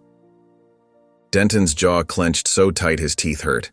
He stared at the screen where Isaiah and Caleb continued to expose his secrets to the world. His empire was falling apart, and he had one last desperate move to make. That night, in a dimly lit safe house on the outskirts of town, Isaiah sat hunched over his phone, his thumb constantly refreshing news feeds. The small apartment felt cramped, but secure, a temporary hideout arranged by Detective Rivas. Caleb leaned against the wall nearby, wincing as he shifted position. His ribs still ached from the alley attack. "We did it, it's out there," Isaiah muttered, his voice a mix of relief and anxiety. The story was trending everywhere. Social media, news sites, television. Caleb nodded, but his jaw remained tight. Denton won't go down without a fight. He knew men like Denton never surrendered easily. Within hours, their prediction proved true. Denton's office called an emergency press conference. On the small TV in their safe house, they watched him stand at a podium, looking polished and calm. "These accusations are completely false," Denton declared, his voice steady. "This is nothing more than a desperate attempt by a convicted officer's sons to clear their father's name. We have evidence of Jack Pearson's involvement in multiple other criminal enterprises." Isaiah's phone buzzed with alerts. New evidence was appearing online. Doctored photos, falsified documents, all painting Jack as a corrupt cop. News outlets picked sides. Some stood by Isaiah and Caleb's revelations, while others parroted Denton's claims. Rachel Monroe called them. "They're trying to bury your story under an avalanche of lies," she explained. "But we have the real evidence. We're not backing down." Caleb paced the room, frustration evident in every step. He's turning this into a media circus, making people question what's real. Isaiah's phone buzzed again. An unknown number. The message made his blood run cold. "If you think you've won, you have no idea what's coming." In the county jail's common area, Jack sat on a metal folding chair, watching the small mounted TV. The screen showed his sons at the podium, fighting for his freedom. For the first time since his arrest, Jack allowed himself to feel something he'd almost forgotten: hope. In the stark fluorescent light of the FBI headquarters, Special Agent Laura Mitchell's eyes narrowed as she studied the documents sprawled across her desk. The evidence Isaiah and Caleb had exposed was damning. Detailed records of payoffs, falsified police reports, and a web of corruption that stretched back decades. "This goes deeper than we thought," she muttered, turning to her team. "Look at these timestamps. Every single piece of evidence against Jack Pearson was doctored." Another agent whistled low. "And the connection to Victor Alvarez? That's not just corruption, that's organized crime." Laura leaned back in her chair, her expression hardening. If even half of this is true, Denton is done. She picked up her phone, her voice crisp and decisive. "Issue a warrant. We're taking him in." Across town, in his luxurious penthouse office, Senator Charles Denton's hands shook as he watched the news. His phone wouldn't stop ringing. Reporters, fellow politicians, old contacts, all demanding answers. When his private line buzzed, he grabbed it. "They're coming for you," his insider at the FBI warned. "Mitchell just issued the warrant." Denton's face went pale. He slammed down the phone and yanked open his desk drawer, pulling out a burner phone. He dialed quickly, his voice tight with desperation. "Those Pearson boys, they need to disappear. Tonight. Before they can testify." He paused, listening. "I don't care how you do it. Just handle it." In their safe house, Isaiah and Caleb were reviewing security footage when Detective Rivas called. "My contact just heard chatter," Rivas said, his voice urgent. "Denton's making moves. He's planning something big." Caleb's jaw tightened. "He's running, isn't he?" "Worse," Rivas replied. "He's trying to clean house before he goes." Isaiah exchanged a look with his brother. They both knew what that meant. As night fell, Isaiah double-checked the locks on the safe house doors. The street outside was quiet. Too quiet. He was just turning away when he heard it. The screech of tires on pavement. Heavy footsteps approaching. Then, with a deafening crash, the front door splintered inward. The door exploded inward with a thunderous crash, sending splinters flying across the safe house. 3 masked men burst through, weapons raised.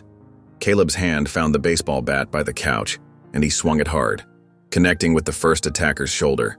The man stumbled back with a grunt of pain. "Isaiah, call 911!" Caleb shouted, ducking as another attacker lunged for him. Isaiah scrambled for his phone, fingers trembling as he dialed. One of the men grabbed him, sending the phone skittering across the floor. Isaiah fought back, landing a solid punch, but a second attacker seized him from behind. Caleb swung the bat again, but this time the attacker caught it, yanking it from his grip. A fist connected with Caleb's jaw, sending him staggering. The brothers were skilled fighters, but they were outnumbered. The situation looked grim. Then gunshots rang out, sharp, precise cracks that echoed through the safe house. One by one, the attackers dropped, clutching their legs and arms as they fell. Non-lethal shots, perfectly placed.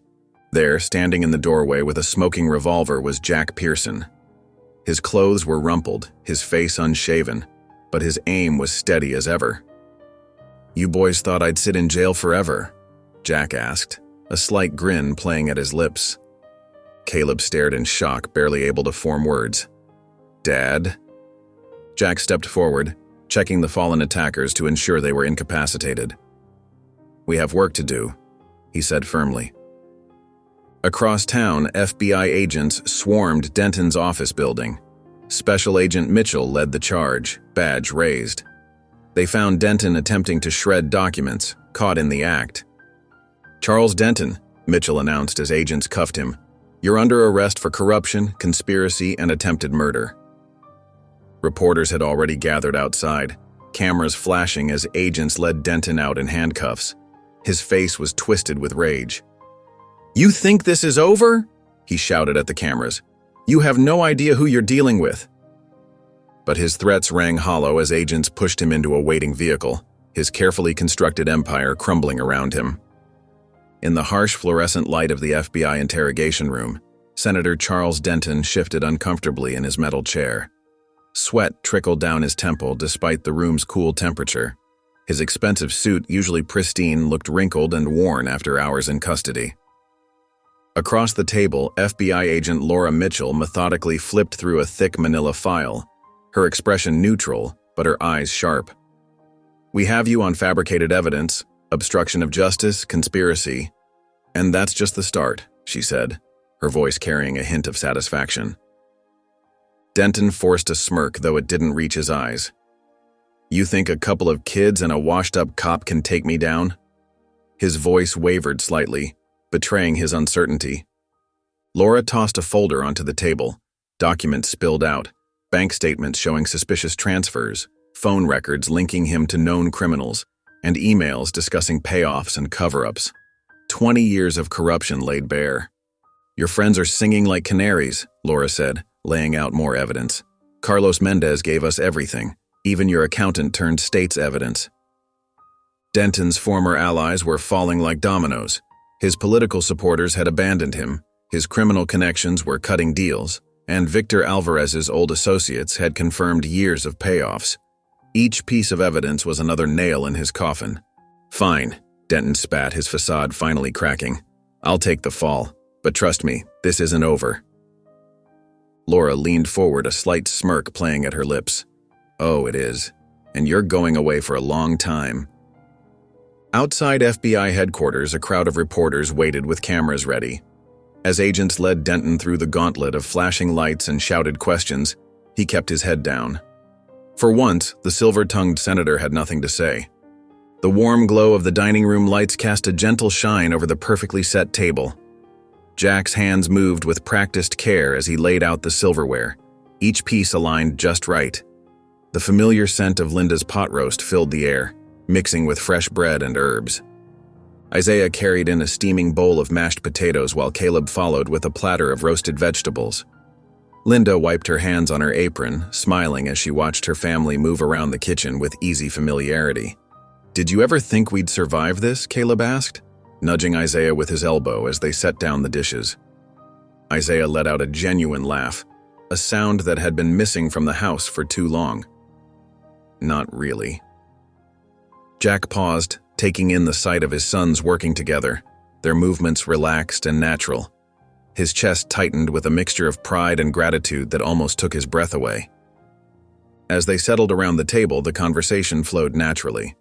For the first time, Isaiah and Caleb asked about Jack's past, real questions, seeking understanding rather than accusations.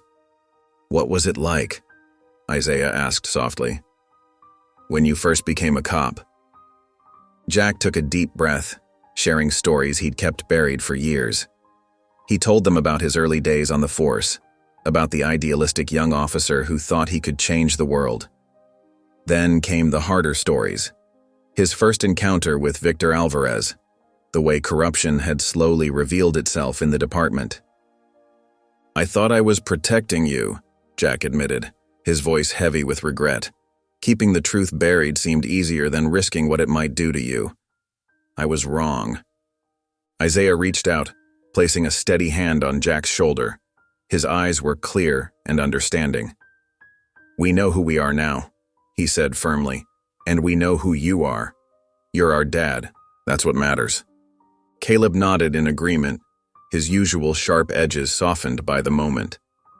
Linda reached across the table, squeezing Jack's hand. Jack looked around at their faces, his family whole and together. For years he had lived in fear of losing them. Tonight, watching them share meals and stories, he knew he never would. The morning sun painted the sky in soft pinks and oranges as Jack settled into the familiar creak of the porch swing. Steam rose from his coffee cup, curling into the crisp air. The street was quiet, peaceful. No suspicious cars lurking, no threats hiding in the shadows. For the first time in decades, he could just breathe. The screen door squeaked open behind him. Isaiah stepped out, his own coffee cup in hand. His son's footsteps were steady, unhurried. "You're up early," Jack said, taking a careful sip of his coffee. Isaiah smiled, settling onto the swing beside him. "Yeah, just wanted to sit with you for a bit." Jack nodded, understanding all the words his son wasn't saying. They sat in comfortable silence, watching the sun climb higher. After a while, Caleb joined them, yawning and running a hand through his messy hair. He perched on the porch railing, stretching his legs out. "Got some news," Caleb said, trying to sound casual. "That paper I worked with during the investigation? They offered me a job, full-time investigative journalist." Isaiah's face lit up. "That's amazing, Caleb." Jack felt pride swell in his chest. "You'll be perfect for it. Nobody digs deeper than you do." Isaiah cleared his throat. "I've got news too. Got my acceptance letter yesterday. I'm starting law school in the fall." "Both my boys," Jack said softly, "fighting for the truth in their own ways." "We learned from the best," Caleb replied, his voice gentle. Jack looked at his sons, really looked at them. They were so much stronger than their origins, so much more than the shadows of their past. "Whatever paths you choose," Jack said, "just remember, the truth matters. Keep fighting for it no matter what." Inside, they could hear Linda humming as she started breakfast, the familiar sounds of pots and pans creating a morning melody. Isaiah and Caleb's laughter floated through the air as they shared old memories. Jack closed his eyes, letting the sounds of home wash over him. This was everything he'd ever wanted. And finally, he could simply enjoy it. The autumn sun warmed the crowd gathered outside the Walker Justice Center. Reporters jostled for position, cameras flashed, and excited murmurs rippled through the assembled community members. The modern building stood proud against the blue sky, its glass windows gleaming. Jack Pearson shifted uncomfortably in his suit as he stared at the banner above the entrance. His name. They'd put his name on it. Linda squeezed his hand, sensing his emotion. Isaiah approached the podium, his confidence evident in every step. The microphone squealed briefly as he adjusted it. "This place exists because of one man," he began, his voice strong and clear. "A man who taught us that the truth is worth fighting for. A man who raised us, protected us, and never gave up on us. Dad, this is for you." Jack's throat tightened as he watched his son address the crowd. Beside him, Caleb stood tall, pride evident in his stance. "The Walker Justice Center will provide free legal services to those wrongly accused," Isaiah continued. "We'll have a team of investigators working to uncover the truth no matter how deeply it's buried. Because that's what our father taught us, that justice isn't just about the law. It's about fighting for what's right." Caleb stepped forward next, holding a wooden plaque. Its surface gleamed in the sunlight as he approached Jack.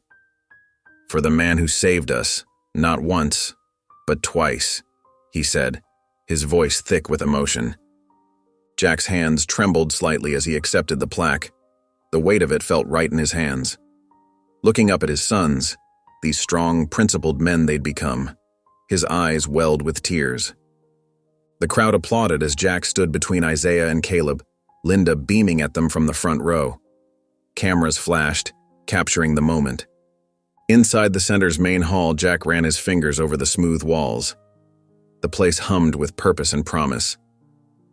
Isaiah and Caleb watched him take it all in. Jack closed his eyes for a moment, letting the weight of it all sink in. Then he turned to Isaiah and Caleb, a smile tugging at his lips. "Thanks to you, boys." Isaiah shook his head. "No, Dad." Caleb grinned. "Thanks to you." If you enjoyed the story of Jack, I handpicked this next story that you will enjoy. Please don't miss this one. Click here to watch it.